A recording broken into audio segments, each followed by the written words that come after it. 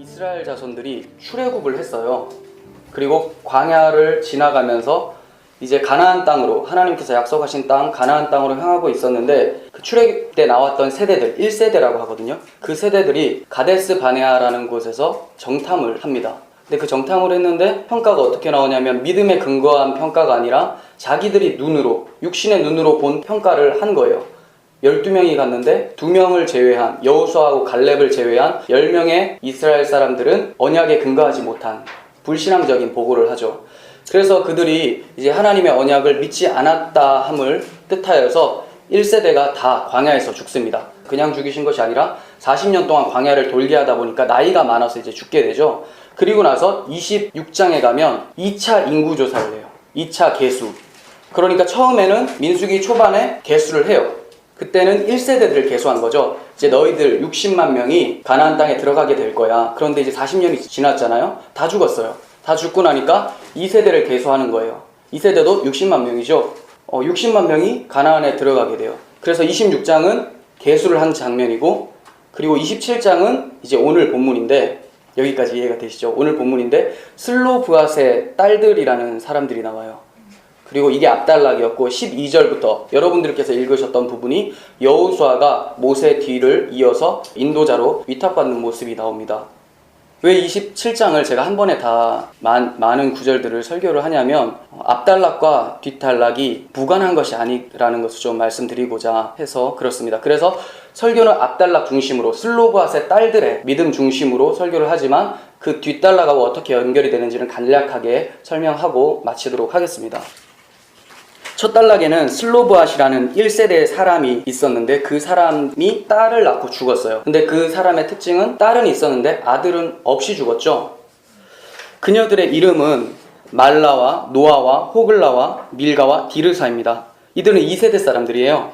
본문은 이들이 모세하고 제사장들 온 회중 앞에 나아가서 우리에게 기업을 주소서라고 하면서 시작이 돼요. 이들은 왜 이런 요구를 하고 있을까요? 므낫세 지파 슬로브앗이라는 사람은 아들이 없이 딸만 5을 두고 죽었는데, 이 당시 이스라엘 사람들에게는 딸들에게 상속권이 없었어요. 그러니까 아들에게 기업을 물려줘야 되는데 아들이 없이 죽자 아버지의 기업은 사라져버리는 거예요. 딸들에게 물려지지가 않는 거죠. 그래서 이 딸들이 굉장히 답답한 마음을 가지고 얘기를 합니다. 3절을 보시면, 우리 아버지가 광야에서 죽었으나 여호와를 거슬러 모인 고라의 무리에 들지 아니하고 자기 죄로 죽었고 아들이 없습니다. 그러니까 슬로브앗은 고라당 반역 때 참여하지 않았고 하나님을 반역하는 데 참여하지 않았었고 그냥 단지 자기 죄로 죽었습니다. 이렇게 얘기하는 거예요.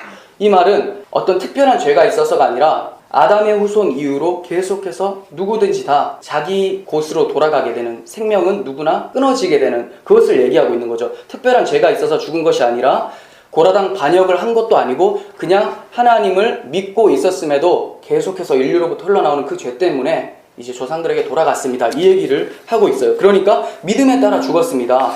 그런데 그 아버지의 기업이 어찌하여서 우리에게는 전해지지 않습니까? 우리가 딸들이라고 그렇습니까? 이런 내용이죠. 사람들이 이렇게 질문을 합니다. 그러면 1세대 사람들이 다 죽었으면 지옥에 갑니까? 이런 질문을 해요. 그것은 지옥에 가고 천국에 가고의 개념이 아니라 1세대 사람들이 왜 다 죽냐면 1세대하고 2세대가 합쳐서 한 사람이라고 보시면 돼요. 그래서 우리의 옛 자아, 속성들은 다 죽고 광야에서 다 죽고 새 사람이 돼서 가나안에 들어가는 것을 설명하기 위해서, 그러니까 너희의 옛 습관들은 애굽에서 다 끊어졌고 이제 새로운 모습으로 들어가게 된다를 설명하기 위해서 1세대가 죽었지, 1세대 사람들이 싹 다 그냥 버림받았고 지옥에 간다라는 것은 그런 해서 좀 어려울 수 있다는 거예요. 왜냐하면 히브리서에서도 말씀합니다. 11장 13절 보겠습니다. 이 사람들은 다 믿음을 따라 죽었으며 약속을 받지 못하였으되 그것들을 멀리서 보고 환영하며 또 땅에서는 외국인과 나그네임을 증언하였으니, 이렇게 얘기합니다. 그런데 이 딸들이 이렇게 요구하는 것이 단지 기업이라는 재산 상속권 때문이 아니라는 것을 우리는 발견하게 됩니다. 4절 보세요. 어찌하여 아들이 없다고 우리 아버지의 이름이 그의 종족 중에서 삭제되리이까? 우리 아버지의 이름이 그의 종족 중에서 삭제되리이까? 이렇게 얘기하고 있죠. 그러니까 기업보다는 더 우선인 하나님의 백성에서 우리 아버지의 이름이 빠져나간다라는 것, 이것을 이가 고통스러워했었던 거예요. 이것은 세속적인 욕심으로 기업을 요구한 것이 아니라 하나님 안에 있어야 한다는 믿음의 고백이 자아낸 요구였다라는 거예요. 또한 기업을 구하는 것은 구약시대 기업이 이 당시는 재산, 땅 이렇게 표현이 되지만 성경은 기업의 참뜻은 바로 하나님이라는 생명 그리고 구원을 얘기하는 거예요. 그래서 구약의 이스라엘 백성들이 가나안 땅에 들어가서 기업을 받은 것은 표면적으로는 땅을 받은 거지만 하나님께서 무엇을 얘기하고 싶으셨냐면 그 안에서 이제 하나님의 생명을 누리는 것을 설명하고 싶으셨다라는 거죠. 예레미야 이거 3장 24절을 보겠습니다. 내 심령에 이르기를 여호와는 나의 기업이시니 이렇게 얘기합니다. 그러니까 하나님이 기업이라고 얘기해요. 시편 33편 12절 여호와를 자기 하나님으로 삼은 나라 곧 하나님의 기업으로 선택된 백성은 복이 있도다. 여기에서는 우리가 기업이라고 또 얘기를 하죠. 앞에는 하나님이 기업, 여기는 우리가 기업. 에베소서 1장 11절 모든 일을 그의 뜻의 결정대로 일하시는 이의 계획을 따라 우리가 예정을 입어 그 안에서 그리스도 안에서 기업이 되었으니 이제는 그리스도와의 연합을 얘기해요. 에베소서 1장 18절 너의 마음의 눈을 밝히사 그의 부르심의 소망이 무엇이며 성도 안에서 그 기업의 영광의 풍성함이 무엇이며 그러니까 구원과 생명과 상급을 얘기하는 거예요. 이 딸들의 기업 요구에서 너무나 놀랍고 은혜로운 사실은 이들이 요구하고 있는 기업은 그들의 눈앞에 지금 보이는 것이 아니죠. 이들이 가나안에 들어가서 나에게 주실 그 땅, 그 생명, 그 기업을 주세요라고 했는데 지금 가나안 땅이 아니잖아요. 광야예요. 그런데 말하는 것은 꼭 눈앞에 있는 것처럼 왜 앞에 있으면서 저한테 안 줍니까? 이렇게 말하는 것처럼 들려질 수 있다는 거죠. 이들이 그 기업을 얻으려면 요단강을 건너야 되고 또 거기 들어가서 여리고라는 철옹성 같은 그 성을 부셔야 되고 또 들어가서 가나안 모든 민족들하고 계속해서 전쟁을 하며 싸워 나가야 된다는 거죠. 그냥 주어지는 게 아니에요. 그런데도 이들은 마치 눈앞에 있는 것처럼 손만 뻗으면 잡을 수 있는 것처럼 말하고 있다는 거죠. 여러분 이들이 얻을 그 땅을 예전에 자기 아버지 세대 1세대들은 어떻게 평가했는 줄 아십니까? 그들은 포기해버린 땅이에요. 민수기 13장 보겠습니다. 31절 우리는 능히 올라가서 그 백성을 치지 못하리라. 그들은 우리보다 강하니라. 이렇게 얘기를 하고 이스라엘 자손 앞에서 그 정탐한 땅을 악평하여 어떤 땅이라고 얘기합니까? 거주민을 삼키는 땅. 그리고 거기에는 신장이 장대한 자들이 있고 아낙 자손들의 거인들을 보았으니 우리는 스스로 보기에도 메뚜기 같다. 그들 보기에는 오죽하겠냐. 이렇게 얘기를 합니다. 그러니까 아버지 세대에는 그 땅이 그 기업이 어떻게 보였냐면 하나님께서 말씀을 하셨지만 이건 내 것도 될 수도 없고 그리고 육신의 눈으로 바라보니까 형편없는 땅인 거죠. 별로 갖고 싶지도 않은 그런 땅이었어요. 왜 그렇습니까? 하나님의 약속을 잊어버리고 육신의 눈으로 보이는 환경의 지배를 받아버려서 그런 거예요. 그런데 여호수아와 갈렙은 하나님의 언약에 근거한 믿음의 보고를 합니다. 민수기 13장 30절 우리가 곧 올라가서 그 땅을 취하자 능히 이기리라. 14장 8절에서 9절 여호와께서 우리를 기뻐하시면 우리를 그 땅으로 인도하여 들이시고 여기서 주어 동사 보세요. 여호와께서 인도하여 들이시고 자기가 아닙니다. 주체가 그 땅을 우리에게 주시리라. 여호와께서 주시리라죠. 다만 여호와를 거역하지 말라. 또 그 땅 백성을 두려워하지 말라. 그들은 우리의 먹이라. 그들의 보호자는 그들에게서 떠났고 여호와는 우리와 함께 하시느니라. 그들을 두려워하지 말라. 이 딸들은 마치 여호수아와 갈렙과 같은 말을 하고 있는 거예요.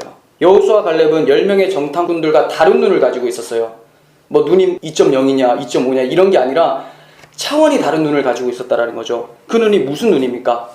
10명의 정탐꾼들이 가지고 있었던 눈, 육신의 눈. 그렇지만 여호수아와 갈렙은 믿음이라는 눈으로 세상을 바라봤었다라는 거예요. 성도가 이래야 됩니다. 우리가 똑같은 눈을 가지고 있지만 우리는 육신의 눈으로 보는 것이 아니라 하나님께서 주신 그 믿음으로 세상을 바라볼 수 있어야 돼요. 일어나는 환경들, 일어나는 일들, 사건들을 우리가 해석할 때는 내 생각, 내 육신의 눈으로 해석하는 것이 아니라 하나님의 말씀에 근거해서 해석할 수 있어야 된다는 것이죠. 히브리서 11장 1절에서 2절은 이렇게 얘기합니다. 믿음은 바라는 것들의 실상이요 보이지 않는 것의 증거니. 선진들, 이들이죠. 슬로바와 딸들 같은 사람, 이들이 이로써 증거를 얻었다. 믿음으로 증거를 얻었다고 합니다. 이스라엘 백성들에게 주어진 모든 문제가 왜 생겼냐면 하나님께서 주시는 기업의 영광스러움을 하찮게 여겨서 그래요. 메시아 언약을 잊어버린 데 있죠. 그래서 그들의 입에는 늘 원망과 불평이 가득했어요. 그렇기 때문에 약속의 땅에 들어가지 못했고 광야에서 죽는 모습을 보여주는 거예요. 그 대표적인 예가 10명의 정탐꾼이었고, 또 에서의 경우에서도 볼 수가 있어요. 에서는 어땠냐면 야곱이 떡과 팥죽을 에서에게 줬는데 그것을 먹고 장자의 명분을 팔아버리죠. 그것을 창세기 25장 34절에서는 이렇게 얘기합니다. 에서가 장자의 명분을 가볍게 여겼다. 이것을 히브리서에서는 너희가 아는 바와 같이 그가 후에 축복을 이어받으려고 눈물을 흘리며 구하되 버림바 되어 회개할 기회를 얻지 못하였느니라 라고 얘기를 합니다. 여러분, 우리가 어느 편에 가깝습니까? 슬로브와 딸들 편에 가깝습니까? 아니면 에서와 같이 하나님께서 주신 장자의 명분, 그 기업, 하나님의 생명을 가볍게 여기고 있지는 않습니까? 에서나 10명의 정탐꾼 그리고 1세대들은 우리와 전혀 관계없는 자들이 아니라 바로 우리 안에 있었던 옛사람들의 모습을 설명하고 있는 거예요. 바로 우리 속에서 날마다 폭로되는 불신앙적인 모습들이라는 거죠. 그러나 우리를 포기하지 않으시는 하나님께서는 그러한 모습의 우리를 계속 슬로브앗의 딸들의 믿음의 분량으로 계속 밀어 올리시는 거죠. 그리스도의 장성한 분량까지 충만해져 가라라고 하셨던 그 사도 바울의 말과 같이 그리스도의 분량까지, 하나님의 믿음까지 계속 밀어 올리시고 계시는 거예요. 결국 성도는 전자의 상태 속에서 계속 후자의 지향성을 향해 나아가게 된다는 거예요. 그 과정이 십자가 과정이고, 그것을 다른 말로 자기 부인이라고 해요. 그러니까 자기 부인의 열매는 굉장히 힘들죠. 내가 죽고 내 안에 살아계신 그리스도만 계속 나타나야 되니까. 이것은 우리가 이루는 것이 아니라 하나님의 열심히 이루어 가고 계시는 것이고 반드시 이루실 줄을 믿습니다. 계속해서 5절을 보시면 모세가 그 사연을 여호와께 아뢰니라 라고 합니다. 아마 슬로브앗의 딸들이 이렇게 요청했을 때 모세가 굉장히 당황했었던 것 같아요. 왜냐하면 이렇게 물어본 사람도 없었고 당돌하잖아요. 어떻게 그 당시에 여자들이 많은 사람들 앞에 나와서 이렇게 요구한다는 것은 있을 수가 없는 일인데 놀랐어요. 그리고 이러한 규례도 없었어요. 그래서 이걸 어떻게 하나 싶어서 하나님한테 가서 물어봅니다. 그러니까 하나님께서 슬로브앗의 딸들의 말이 옳으니 너는 반드시 그의 아버지의 형제 중에서 그들에게 기업을 주어 받게 하되 그들의 아버지의 기업을 그들에게 돌릴지니라 라고 하십니다. 이 장면은 마치 신약에서 귀신 들린 딸을 가지고 있었던 가나안 여인이 예수님께 나와서 딸 좀 고쳐주세요 라고 할 때 예수님이 이렇게 말씀하셨어요. 자녀들의 떡을 취해서 개들에게 줄 수 있는 사람은 없다 얘기를 했을 때 맞습니다. 그래도 개들도 주인의 상에서 떨어지는 부스러기는 먹지 않습니까? 얘기를 했어요. 그럴 때 주님께서 여자야 내 믿음이 크도다 내 소원대로 되리라 라고 말씀하신 사건을 생각나게 합니다. 그렇습니다. 하나님은 당신의 기업을 요구하고 당신 안에 들어가길 원하시는 하나님의 사람들에게 절대로 거절하지 않으신다라는 거예요. 여기서 우리가 발견하게 되는 것은 슬로브앗의 딸들의 요구대로 아들이 없어 기업이 사라지게 될 때 딸들에게 기업이 주어지는 없었던 규례가 생겨나기 시작한 거예요. 이들이 이렇게 요구를 안 했으면 여자들에겐 상속권이 없을 수 있었는데 이들이 얘기를 하자 상속권이 주어지게 되는 거죠. 이것을 통해서 우리가 알 수 있는 것은 성경에서 남자와 여자도 나오고 아들과 딸도 나오고 이스라엘 백성과 이방인도 나와요. 그러니까 우리는 뭔가 이게 특별하고 다르다라고 생각하지만 하나님께서는 지금 뭐 남성 우월주의 이런 걸 얘기하려고 하신 것이 아니라 이 구분을 통해서 무언가를 설명하고자 하셨던 거예요. 그러니까 남자와 여자는 우리가 다 알듯이 하나님과 하나님의 백성, 예수와 교회를 설명하기 위해서 아들과 딸은 상속권이 있었던 아들, 그 하나님의 백성, 그리고 딸은 하나님의 상속권을 받지 못하는 자, 이것을 설명하고 있었었고 결국 이스라엘, 구약의 이스라엘 백성과 우리와 같은 한국 사람과 같은 이방인들은 결국은 너희가 믿음이라는 것을 사용하면 영적 이스라엘, 하나님의 백성이 된다라는 것을 설명하기 위해서 구약시대 때 잠깐 주어졌던 거지 끝까지 지금도 이스라엘 백성들이 하나님의 백성이고 우리는 그냥 단지 이방인이고 이런 개념이 아니라는 거죠. 믿음 안에서는 이 모든 것이 해체된다라는 거예요. 믿음 안에서는 여자도 상속권을 요구할 수 있게 된다는 거죠. 믿음 안에서는 여자가 아들로 편입이 되어버리는 거예요. 믿음 안에서는 이방인들이 더 이상 이방인이 아니라 한국 사람이 아니라 우리의 시민권은 어디에 있느냐? 하늘에 있는 것이다 라고 얘기를 하고 있어요. 사도 바울은. 영적 이스라엘, 교회를 설명하기 위해서 구약의 이스라엘을 통해서 설명했던 거예요. 이것이 믿음 안에서 다 해체되어지는 것을 보게 됩니다. 이 슬로브앗의 딸들의 기사가 마지막 장 36장에도 나오고요. 그리고 더 가서 여호수아 17장에도 기업이 주어졌음을 기록할 정도로 굉장히 중요하게 평가되고 있습니다. 이것은 그 딸들이 중요해서가 아니라 그 딸들이 요구했었던 기업, 그리고 그 딸들의 믿음이 중요했기 때문에 기록되어져 있는 거예요. 이런 기업과 믿음에 대한 고백은 여호수아서에 가면 땅을 분배받는 장면이 나올 때 그때 갈렙의 고백을 통해서도 우리는 알 수가 있어요. 갈렙이 뭐라고 고백합니까? 유명한 말씀이죠. 여호수아 14장 10절에서 12절. 이제 보소서 여호와께서 이 말씀을 모세에게 이르신 때로부터 이스라엘이 광야에서 방황한 이 45년 동안을 여호와께서 말씀하신 대로 나를 생존하게 하셨습니다. 오늘 내가 85세로 돼 모세가 나를 보내던 날과 같이 오늘도 내가 여전히 강건하여 내 힘이 그때나 지금이나 같아서 싸움에나 출입에나 감당할 수 있으니 그날에 여호와께서 말씀하신 이 산지를 내게 주소서. 당신도 그날에 들으셨거니와 그곳에는 아낙 자손의 사람이 있고 그 성읍들은 크고 견고할지라도 여호와께서 나와 함께 하시면 내가 여호와께서 말씀하신 대로 그들을 쫓아내리이다. 이때 고백하는 나이가 85세예요. 85세. 그런데 여전히 강건해서 싸울 수가 있다라고 얘기합니다. 우리는 이 힘이 쉽게 생각하면 육신적 힘이구나. 와, 하나님이 육체가 지치지 않도록 하셨구나. 이렇게 생각할 수 있어요. 정말로 육체적으로 지치지 않게 하셨을 수도 있어요. 근데 여기서 말하는 초점은 그게 아니에요. 그렇다면 그가 정탐했었던 때, 40세 때 그는 자기 육신의 힘을 믿고 정탐을 했었어야 되는 거예요. 근데 그가 정탐했을 때의 고백은 그렇지가 않습니다. 그들은 우리 먹이라. 그들의 보호자는 그들에게서 떠났고 여호와는 우리와 함께 하시니라. 이렇게 얘기했어요. 그러니까 그가 그렇게 믿음의 고백을 할 수 있었던 것은 자기 육체의 힘이 좋아서가 아니라 그 당시에도 하나님이 나와 함께 하셨다라는 고백인 거죠. 그러니까 지금 이 사람이, 이 갈렙이라는 사람이 85세지만 내가 싸움에 나갈 수 있는 힘이 있다, 강건하다, 이 얘기는 육신의 강건함을 넘어서서 영혼의 강건함이 있다는 것을 말하고 있는 것입니다. 성도의 싸움은 믿음의 싸움이지 우리 육신의 싸움이 아니에요. 우리의 싸우는 무기는 육신에 속한 것이 아니요 오직 어떠한 견고한 진도 무너뜨리는 하나님의 능력이라. 모든 이론을 무너뜨리며 하나님 아는 것을 대적하여 높아진 것을 다 무너뜨리고 모든 생각을 사로잡아 그리스도에게 복종하게 하니. 이게 하나님의 능력이에요. 어려운 상황이 닥쳤을 때 그 상황을 해결해 주는 것이 능력이 아니라 그 상황 가운데서 그리스도에게 복종하고 하나님의 일하심을 기뻐하고 즐거워할 수 있는 것, 이것이 바로 능력이다, 이것이 힘이다 라고 설명하고 있습니다. 그렇다면 모세가 120세에 죽을 때 눈이 흐려지지 않았었고 기력도 쇠하지 않았다, 이 얘기도 마찬가지죠. 어떤 눈이에요? 육신의 눈뿐만이 아니라 영혼의 눈, 하나님을 바라보는 그 믿음의 눈이 쇠하지 않았다. 기력, 힘이, 하나님을 의지하는 그 힘이 쇠하지 않았다. 왜냐하면 그 하나님은 사라지지 않는 힘을 가지고 있는 전능하신 하나님이기 때문에 그 하나님만이 영원한 힘이 되는 거예요. 우리의 힘은 하나님이라는 것을 설명하고 있습니다. 여러분, 우리에게는 이러한 강건함, 이러한 믿음이 필요하고 이 믿음이 기업을 받게 해주는 거예요. 슬로보앗의 딸들과 갈렙은 믿음으로 기업을 받았지만 믿음이 아니고서는 기업을 받을 수 없다라는 것도 보여주는 모습이 있습니다. 갈라디아서 4장 30절. 그러나 성경이 무엇을 말하느냐? 여종과 그 아들을 내쫓으라. 여종의 아들 이스마엘이죠. 이스마엘이 자유 있는 여자의 아들 이삭과 더불어 유업을 얻지 못하리라 라고 했습니다. 이스마엘은 인본주의의 대표예요. 인간의 행위로. 하나님께서 약속을 했는데도 아브라함이 나이가 많아지자 불안하죠. 그래서 내 힘으로 사람을 취해서 낳아보겠다라고 하는 인본주의, 거기에 대표의 행위, 자기 행위. 이삭은 하나님의 믿음에 근거한 아들이죠. 그러니까 이 인간의 행위는, 자기 의는 하나님의 믿음으로 받는 기업을 같이 못 받는다, 이 얘기를 하고 있어요. 믿음이 아니고서는 절대로 기업을 물려받을 수 없다는 것을 설명하고 있습니다.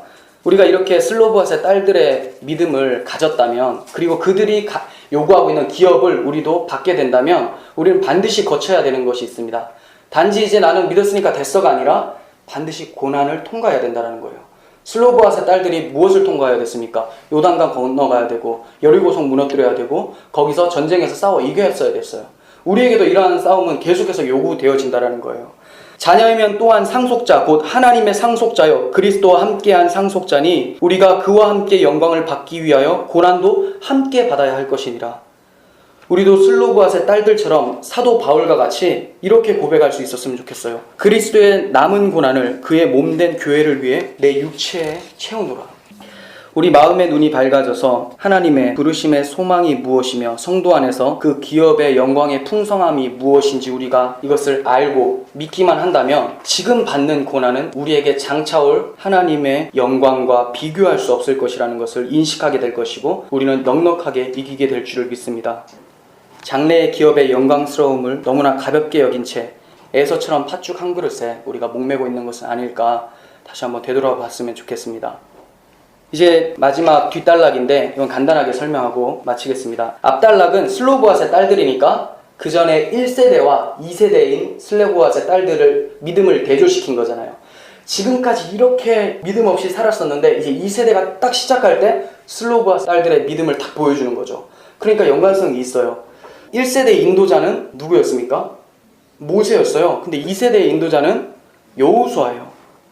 앞 단락의 내용과 어떻게 이게 결부가 되어 있냐면 13절 보시면 하나님께서 모세에게 내 형 아론이 돌아간 것과 같이 너도 조상에게 돌아가리니 라고 이 하신 말씀은 갈렙과 눈의 아들 여호수아 외에 한 사람도 남지 않았다라고 했었던 26장 마지막 절하고 연결이 되는 말씀이에요.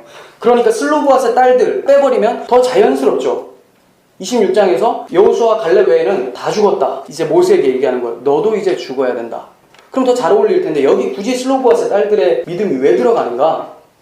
그 사이에 슬로보앗 딸들의 기사가 끼어든 것은 이것으로 문맥이 중단된 것이 아니라 슬로보앗의 딸들에게 누가 기업을 분배해 줄 것인가?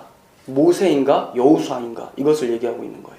모세는 율법의 대명사예요. 율법, 하나님의 공의로움이죠. 절대로 그 하나님의 공의로움 앞에서는 누구도 거룩하다고 칭함을 받을 수가 없어요. 그런데 여호수아는 뭐냐면 여호수아가 헬라어로 예수라는 단어예요. 은혜죠, 은혜.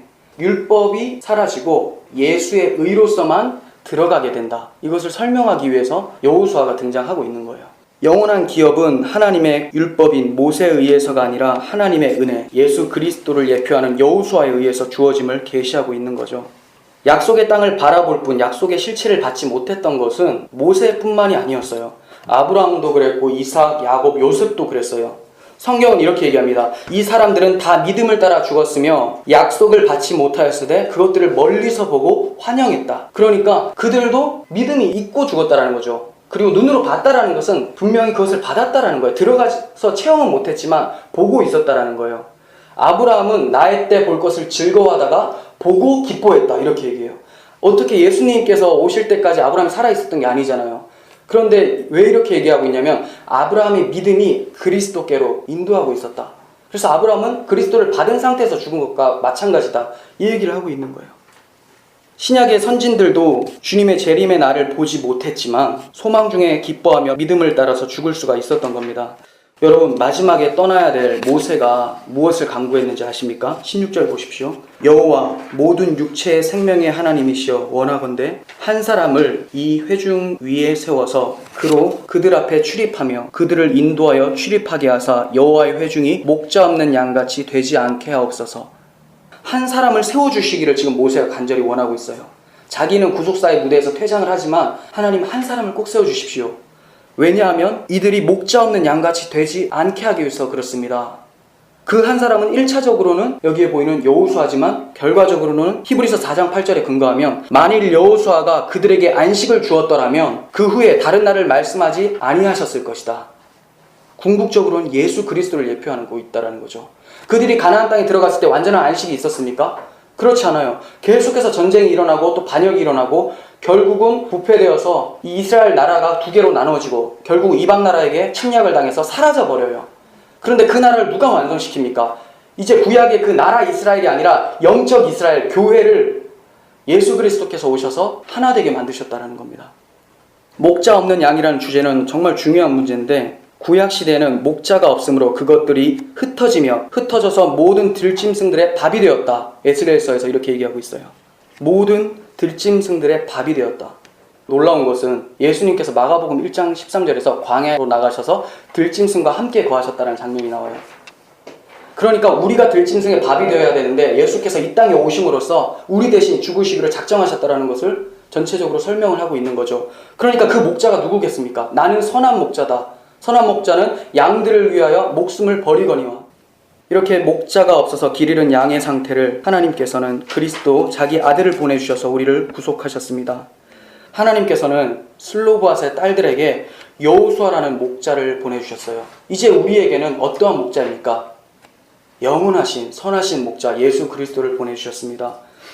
우리 앞에 목자가 계신데도 불구하고 목자 없는 양같이 살아가고 있지는 않은지, 슬로보아스의 딸들의 믿음을 우리에게 주셔서 믿음의 주여 온전케 하신 이인 예수를 바라보게 하시는 그 믿음으로 지금도 우리를 다른박질시키는 그 하나님의 열심을 찬양합니다. 기도하겠습니다. 하나님 아버지 감사합니다. 우리가 길 잃은 양과 같이 하나님이 계셨는데도 우리가 육신의 눈으로만 보아서 하나님을 알지 못하고 여전히 자기의 소견대로 옳게 행동했었던 사사기 시대의 모습이 아직까지 우리에게도 있습니다. 그러한 우리에게 그 아들 선하신 목자 예수 그리스도를 보내주시고 이제 길 잃은 양이 아니라 길을 찾은 양이 되게 하여 주심에 감사드립니다. 그럼에도 불구하고 하나님, 우리가 길 잃은 양처럼 살아가지 않은지요.